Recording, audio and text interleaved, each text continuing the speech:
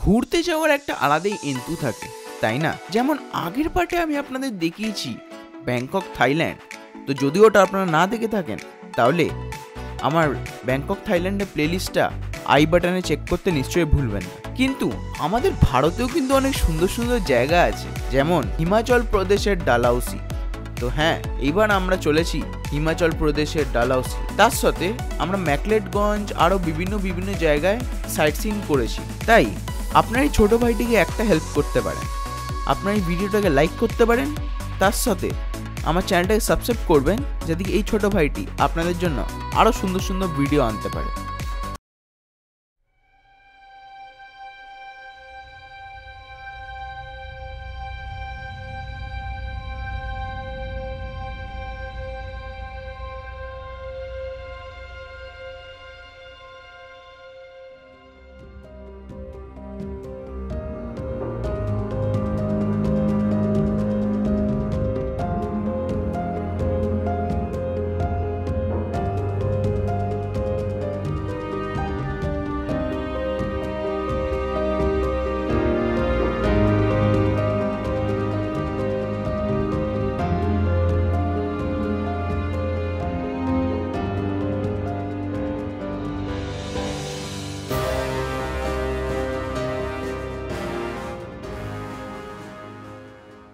সববারের মতো এইবারও আমাদের জার্নি শুরু হলো একটা ট্যাক্সি ধরে হাওড়া স্টেশনের উদ্দেশ্যে, যেখান থেকে আমরা হিমগিরি এক্সপ্রেস ধরে যাব পাঠানকোট।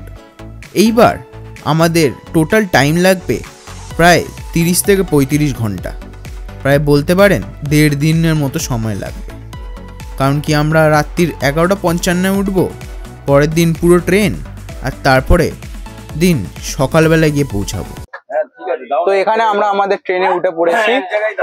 এখন এই আমাদের ট্রেনের নাম হচ্ছে হিমগিরি এক্সপ্রেস।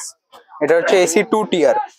আর এখানে যেমন কি আপনারা দেখতে পাচ্ছেন, এখানে plug point socket light, reading light, এখানেও প্লাগ পয়েন্ট সকেট আছে। আমাদের হচ্ছে 44, 43 আর 45। এই যে 45, মানে এইটা আর এইটা। আর এখানে একটা আয়নাও আছে, আর এখানে ওই চাদরগুলো রাখা। এসি এখন বোধহয় চলছে না, কারণ কি গরম হয়ে আছে, হাওয়া পাচ্ছি না। আমাদের ট্রেন ছাড়বে হচ্ছে 11:55। কিছুক্ষণ পরে ট্রেনের স্টাফ এসে প্যান্ট্রিকার থেকে আমাদেরকে কফি দিয়ে গেল, আর সেই কফি ব্রেকটার পর আমরা খানিকক্ষণ পরে খাবার খেয়ে শুয়ে পড়লাম। গুড মর্নিং বন্ধুরা। তো এখন বাজে হচ্ছে আপনার 9:23। তো আমাদের ট্রেন ঢুকবে হচ্ছে আপনার প্রায় 10:30 নাগাদ, আর 1 ঘন্টা বাকি আছে। গাড়ি পেতে সেই 12টা বাজবে, আর হোটেলে পৌঁছাতে আমাদের হয়ে যাবে আর 2-3 ঘন্টা এরকম লাগবে। তো ওই 2-3টে ধরে রাখতে হবে। আর এখন আমাদের ট্রেন এগিয়ে চলছে। প্রায় 2 দিন আমাদের ট্রেনে কাটিয়ে আমার তো যা বোর লাগলো। কারণ এক কথা, এখানে আমাদের ট্রেনটা প্রচন্ড ঝাঁকুনি দিচ্ছে, মাঝে মাঝে এমন হ্যাচকা টান দিয়ে উঠছে যে আমরা প্রায় এমন লাগছে দাঁড়ালে পড়েই যাব। আর তার সাথে এখানে আমি নেটও পাচ্ছি না, তো আমি গেমও খেলতে পারছি না। তো সামনে এখন একটা ট্রেন যাচ্ছে। এটা কি ট্রেন এটা হচ্ছে বলতে পারছি না এটা কি ট্রেন, কিন্তু হ্যাঁ, এবার আস্তে আস্তে আমরা আমাদের গন্তব্যস্থলে এগিয়ে চলেছি। তো এরপর আমাদের যে গাড়ি চালাবে সে হচ্ছে আগে আমাদের যে একজন হিমাচল প্রদেশে ঘুরিয়েছিল। তো ওই ব্লগটা দেখলে আপনারা বুঝতে পারবেন, যিনি ঘুরিয়েছিলেন আমাদেরকে তারই কেউ আত্মীয় আমাদেরকে ঘোরাবে। আপনারা দেখতে পাচ্ছেন বাইরে এখন খুব কুয়াশা, তার জন্য আমাদের ট্রেনটা একটু লেট করছে।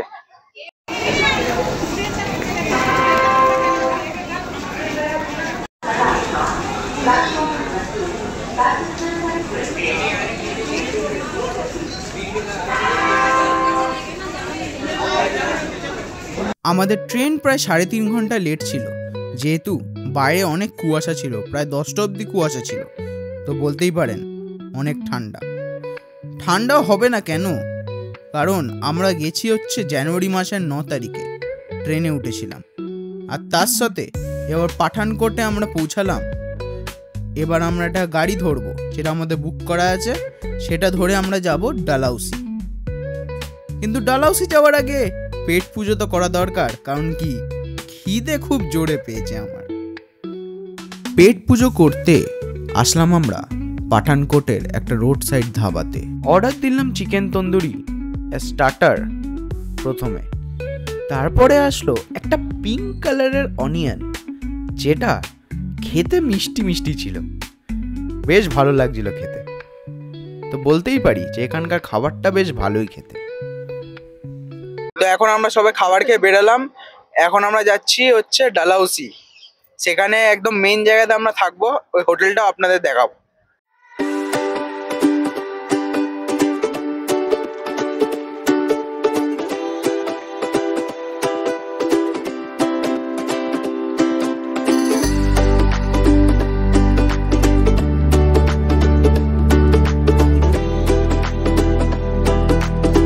তো এখন আপনারা যেমন দেখতে পাচ্ছেন, আমরা এখন একটা হোটেলে উঠেছি। এই হোটেলটার নাম হচ্ছে হোটেল ডালহাউসি।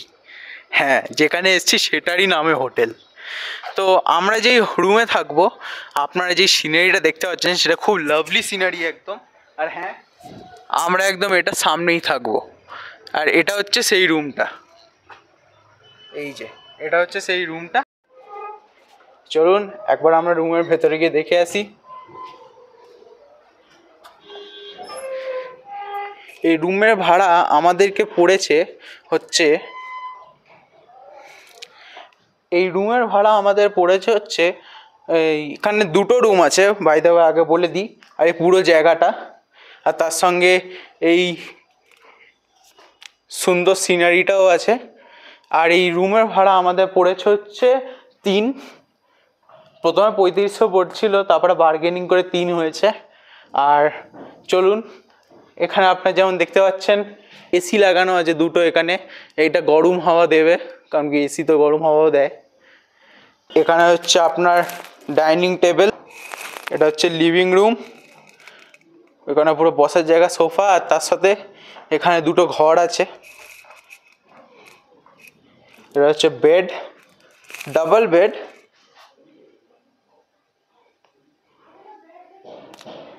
বাথরুমটাও দেখিয়ে দিই আপনাদেরকে একটুখানি।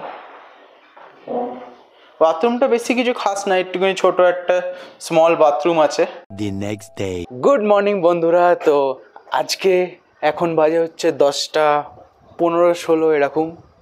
এখন দেখতেই পাচ্ছেন কত সুন্দর লাগছে, আমার পিছনে যে রেঞ্জটা আছে খুব সুন্দর লাগছে, আপনারা দেখতেই পাচ্ছেন খুব সুন্দর। সকালবেলায় এখানে 0 ডিগ্রিতে নেমে গেছিলো। আর তার সাথে আজকে আমরা যাব যেখানে, আজকে আপনাদের বলবো কোথায় যাব, কারণ কি আমি নিজেও জানি না কোথায় যাব। চলুন জিজ্ঞাসা করি ড্রাইভারকে।